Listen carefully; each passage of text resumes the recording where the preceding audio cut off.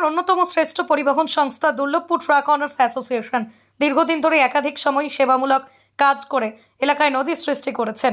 এবার গঙ্গাজল ঘাটি, বড়জোড়া, মেজিয়া 3 থানার অধীনে অনুষ্ঠিত দুর্গাপুজো মণ্ডপগুলিকে সম্মানিত করার উদ্যোগী হতে চলেছে দুর্লভপুর ট্রাক অনার্স অ্যাসোসিয়েশন।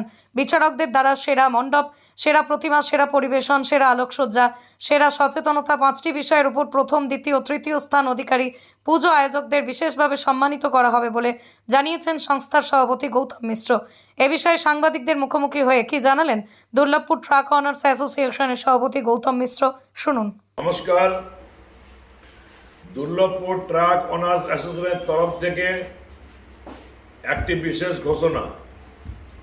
আমাদের দুর্গাপূজার উপলক্ষে শারদ সম্মান জানাবো বিভিন্ন সার্বজনীন পুজো কমিটিকে। থানা ওয়াইজ মেজিয়া, গুয়াহাটি, বড়জোড়া সেপারেট যারা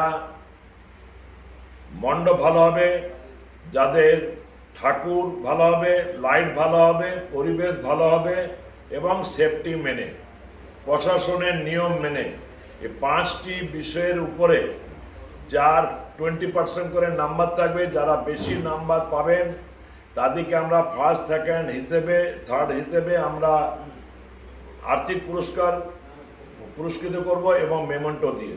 বিচারক মণ্ডলী থাকবে, পরে নামগুলি বলে দেবো।